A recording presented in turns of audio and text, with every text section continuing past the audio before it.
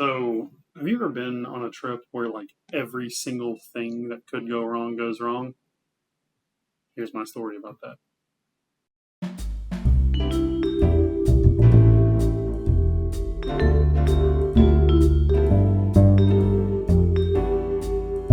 It's also Chris here, Friends with Benefits podcast. TN2M Shows coming back with another sit down stand up, ready to give you guys my side of the story about the fated Georgia trip we went on in 2020. So in 2020, we did this entire thing where we were going to the Friday the 13th shooting locations. It was we weren't going to all of them. We did this like rundown of all the movies, like 13 weeks, 12 movies, and week 13 we were going to do a video where four of us were going to go to the shooting locations for part 6.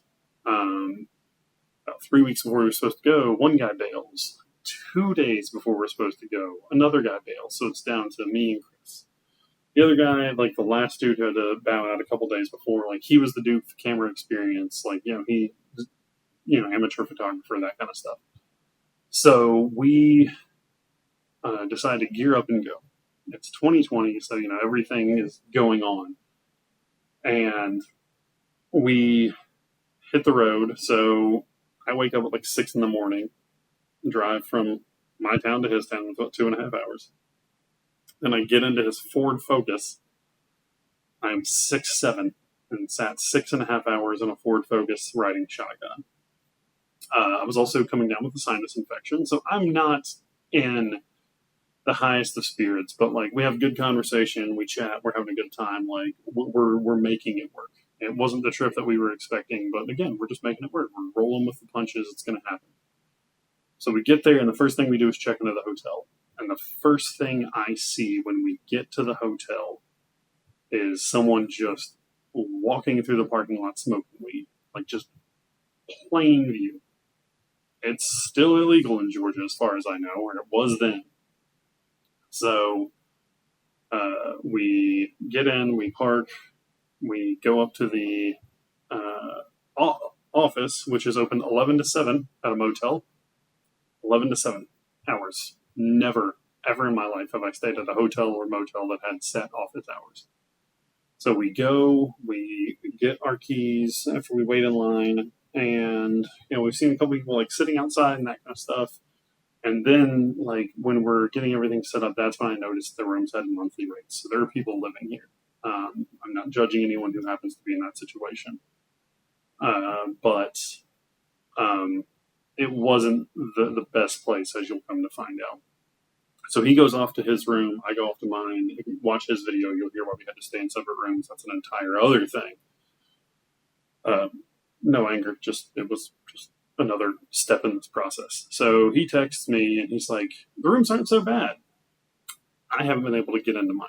Key cards, like, I'm trying everything, like, sometimes they're finicky, like I've hold in there for a second, like I've tried like the quick swipe, I've like put pressure, like pushing it in, pulling it out.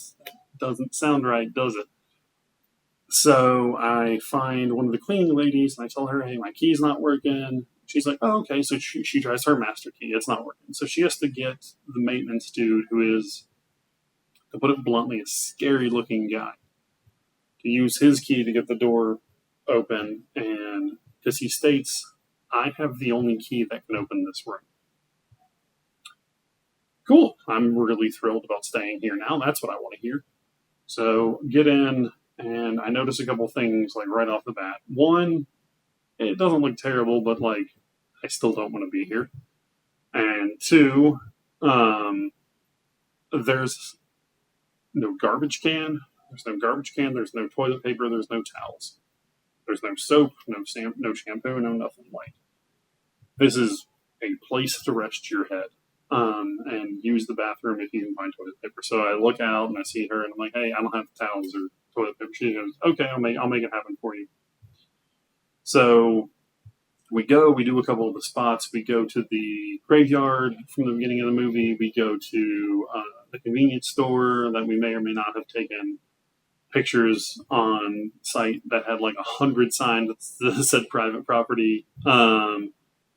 And like we went to Walmart, we got some White Claws, we got some food. We're like going to go back and just like unwind, watch some TV. So we decided to go to his room, set the food down on the end table, like right when you walk in the room.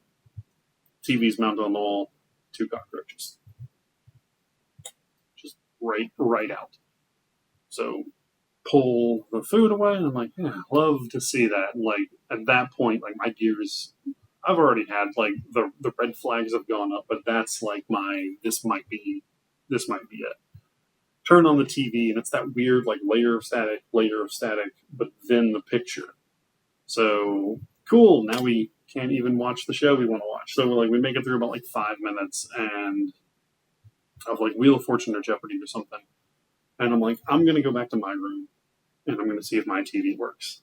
So the first thing I do when I get in my room is turn on the bathroom light, and I see a roach skitter across the floor. At this point, I've resigned myself to either sleeping in his car or sleeping sitting at the desk they had. Like just high school style, head down, all the lights on. So I text him, I'm like, hey, my TV's working. He's like, cool, be there in a second. He like comes in with his like 6-pack of White Claw and like his soda. And I brought I wasn't done eating, so I brought my food back. And I go because I'm going to plug my phone in, and the charger is like between the 2 beds. And I go to plug my phone in, and as I'm seeing it, I see something on the corner of this pillow up this big. And I flip it down, and it's just a pile of bedbug shit. Just, nope. Any thought I had about like laying my head, or like I haven't even taken my shoes off in these places yet. I sat on the edge of a bed to eat, and other than that, like I had not even sat down. So I just looked at him and was like, dude, I can't fucking do this. Like, we have to go somewhere else. I was like, that's bedbug shit. Like, we have to go. Like, I'm freaking out. Like, I'm done. Like, this ain't happening for me. So we, we're trying to like gather up our stuff, which for me takes 4 seconds. It's putting my charger back in my backpack and putting my backpack on my back. And he's like, well, let me go get my stuff ready. I was like, cool. I'm going to do a once over and make sure this place is exactly how I left it. I take a pee, I go to the bathroom. I walk back to his place. And so when I'd initially left to go back to my hotel room, I'd just seen a kid in a diaper just kind of wandering down the breezeway. And I was just like, cool, this is straight out of The Hills Have Eyes. So on the walk back, I see, oh, sorry, let me rewind for just a moment. As I'm getting ready to leave, I see this rules list. And it says stuff like no one out of the room past 10 p.m., no cars backed into spaces, no, no fist, there was a rule about no fist fights and no drugs on the premises. And I walk out of my room and there's a dude, no drugs on premises, and there's a dude just arms on the guardrail, just smoking weed. No problem with that, but very brazen about it. So as I'm walking back to Chris's room, the door to the door next to him is open, and there's one of those the bar container, the little off-white thing with the little spigot on top of orange juice sitting there and a bottle of cranberry juice. I was like, okay, kind of weird, whatever, maybe someone's just having a few drinks. So I knock on his door, and I'm standing there for a second waiting on him to open. Now, the corner of my eye, I can just see the person who has completely stripped one of the beds. No sheets, no pillows, no pillowcases, no blankets, no top cover on the mattress. And they are morbidly obese in nothing but underwear. And the other thing I see is the shared wall between his room and the room next to him is just lined with full trash bags. And it's so he opens his door, and I've got my garbage, because there was no garbage can in my room. And I was like, hey, do you have a garbage can? And he goes, I think there's one in the bathroom. I go, I flick the bathroom light on, and I'm not kidding when I say between 15 and 20 roaches just scatter. I am so ready to get out of this place. I am so ready to get out of this place. And so we get in the car, and we had a brief discussion because like we leave and there's another place right across the street, and he goes, "Well, what if we just try this?" And I go, "I think it's going to be more of the same, man. Like in that close proximity, I think it's just going to be the exact same thing." So we end up going to, I find a Holiday Inn Express that's like a mile and a half away, and we're going to stay there. So we drive, don't even call, no nothing, walk in, we're talking to the dude behind the counter who couldn't have been nicer. Here's our plight and everything. He goes, "Gentlemen, I'm sorry, I'm completely full tonight." There was a Hampton Inn next door, so he's like, "I can call them. We team up with them a lot, and we can see what we can do for y'all." He's like, "It might be a little bit more expensive, but we can make it work." He's like, "Okay, cool. He calls, they have 2 rooms left. 2 rooms. And one was like a members room, so it was larger and had 2 of the full size beds, and had like snacks and everything in it. And they had one that had a king and was a little bit smaller. And I was like, "Dude, it's your call." He goes, "Do you care if I take the king?" Because what he had going on at the time, I completely understood. So the first thing we decided to do is we're just going to go to my room. I think he may have gone up to his room for a couple minutes just to set his stuff down. And then he came back down. We were going to watch SmackDown and just hang out in my room. So the first thing I did when I got in there was take my electronics, like my electronics being my phone charger, my portable charger, and my medicine out of the bag. And then I take the hair dryer on the side and I unzip my bag that has my clothes in it. I stick the end of it in there. I zip it up so like the nozzle is like blowing air into and on my clothes. Turn it to high heat and then just set a timer on my phone.